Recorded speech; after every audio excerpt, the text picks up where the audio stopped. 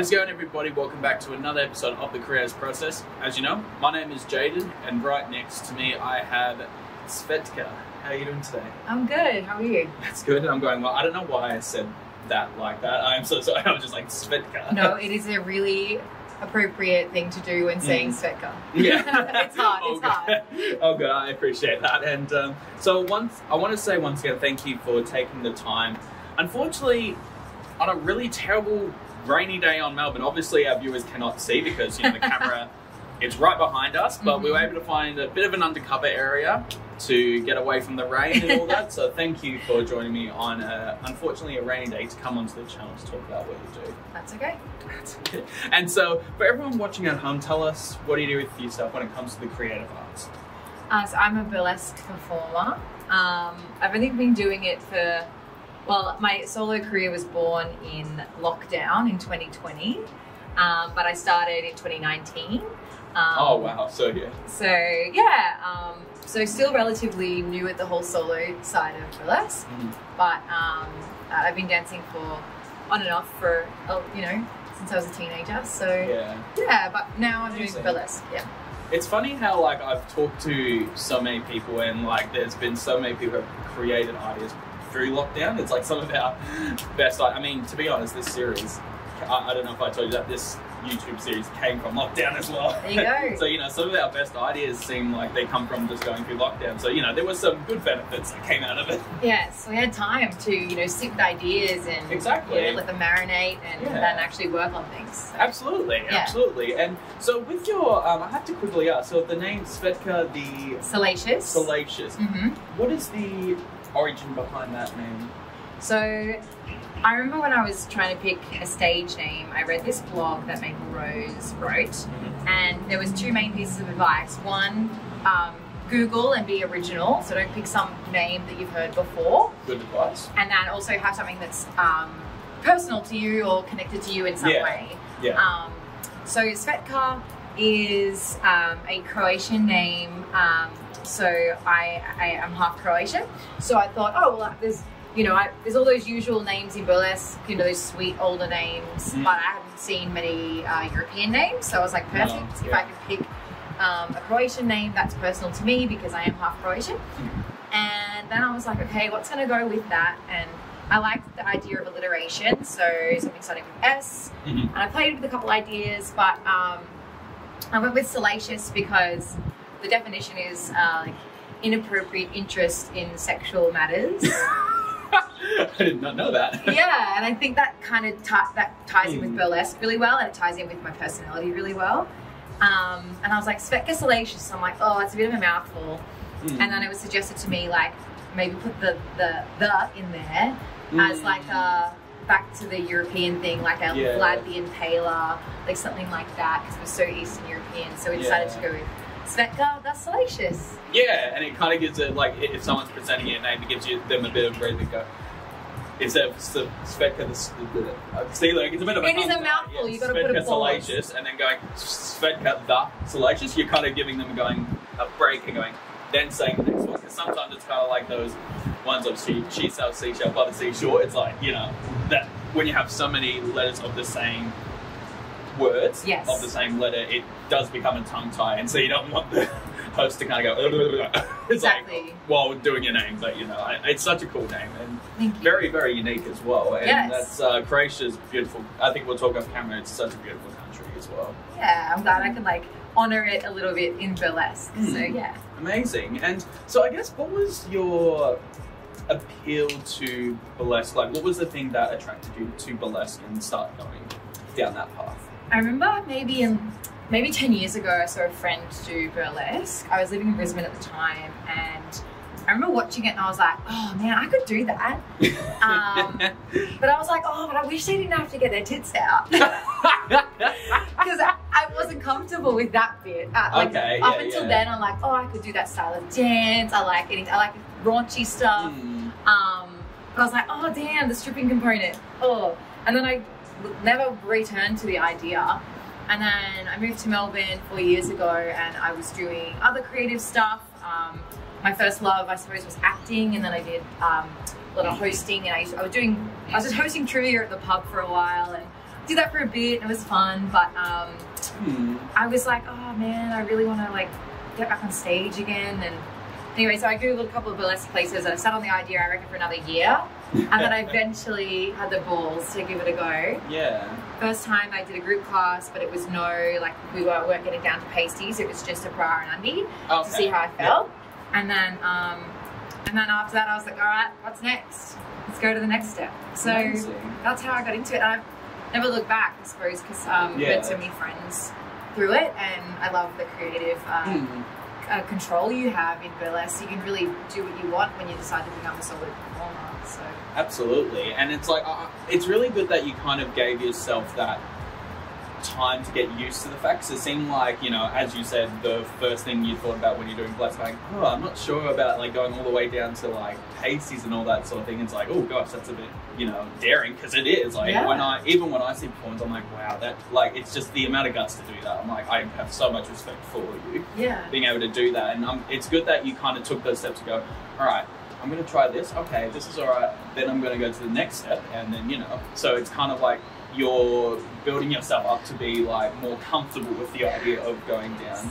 And has it still been a bit of a journey, still getting used to being comfortable going down to pasties and all that sort of thing? Yeah, I swear every time where I take my underwear off in a routine down to a G-string, every time I freak out that I'm taking the whole thing off. Oh no.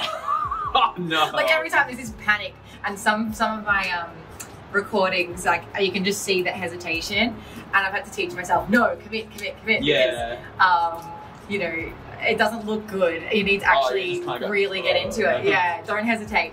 So yeah, it's still a journey, but you know, I've really learned to like really love my body, and I feel like when you show yourself having a good time, generally that gets the audience on board. Absolutely. So yeah, it's been a journey, but I really enjoy it now, but I still get nervous. Yeah. Oh, of course, because I mean, I could imagine that would be a bit nerve-wracking, like you know, going down, going, all right, I need to make sure I don't take everything off by that. Yes. Because you kind of like, if that does happen, you kind of like, you can't really kind of go, oh, excuse me, stage, I'm sorry. You know, you can't really, you know, it's like, so I can understand the nervousness of that by accidentally nearly going down, but like to that, but no, it's good that it has, in a way, helped you learn to be more comfortable with who you are and your own body and all that sort of thing. I think that's one of the things that is amazing about burlesque, is that, and talking to so many performers, it's not about what you look like or where you come from and all that sort of thing. It's about your, as you said, your stage presence and showing, because if you're having a good time on stage, people in the audience will be having a good time as well. It's about having a strong stage presence as well. And then it's such a accepting community as well, because there are so many just different body sizes, different genders from different backgrounds and all that. It's just amazing. It's an incredible community. Oh, I love it. I think that's you come for the burlesque, you stay for that. I think the community. Absolutely. Yeah. And so I guess, you know, for people watching, what is some of, because you said you've started going down a path of doing solos and all that sort of thing, what are some of the performances that people might know you for when it comes to your performances? Sure. So I have this real estate act, which I think is a bit unique in the fact that it's very specific in terms of... yeah, I mean... Yeah, it's a bit random. I don't think, Who thought, you know, paying your bond or whatever was so sexy, but apparently it can be. But no, it's a play on the words open for inspection. So that's amazing. Yeah. I love that you played on that. Yeah, exactly. So that's probably what people see me mostly do.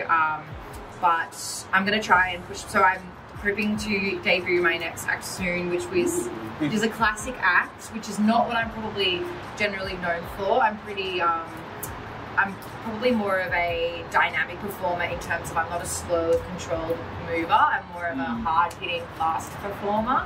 Right in the face. Yeah, exactly. So I wanted to challenge myself by doing something that was more pretty and more controlled and you know, more of an ode to the actual origins of burlesque. Yeah. So I will be doing that as well soon as to pressure myself. But then I want to make sure then my next act after that is going to go the other way and be ridiculous and silly and fun. So yeah. I love that you don't limit yourself to that. Like you kind of go, all right, I'm going to do this, and then it's like, you know what, I'm going to go the opposite scale, and then you go, all right, I'll go the opposite scale again. So you kind of go like, so in a way to keep yourself like, you know, not stuck in the one section of burlesque, because that's the one thing that I've said to so many people with burlesque is that it has no limitations of how far you can go with what you do in a performance. And there's been, you know, like I've seen some of the most amazing performances that are so completely different from each other, and they are on opposite scales, which is so amazing. And so like I think that's one of the cool things about burlesque is that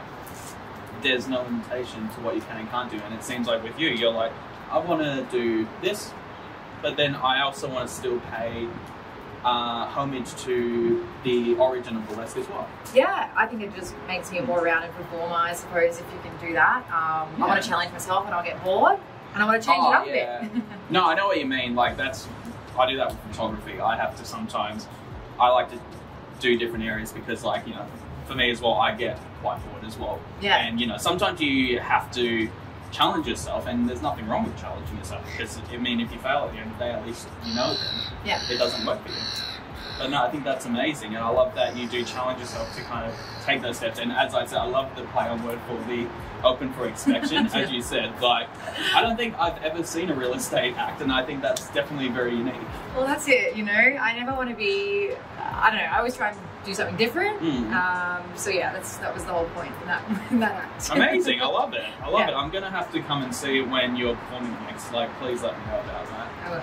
And I guess, you know, so talking about like, for a final question for future performances and all that sort of thing. So what's happening for you in the next few months? Like, so what's going on? It's just mainly debuting that classic act. That's the big thing. And then honing that act, hopefully on stage a number of times. And then, then actually putting together my third act, which I don't anticipate will take me as long. The second act has taken me longer than I hoped for. But costuming's involved. That's always been a bigger challenge of mine. I don't have a lot of patience, so sitting there and rhinestoning things for hours takes a lot of mental focus. Oh, I can.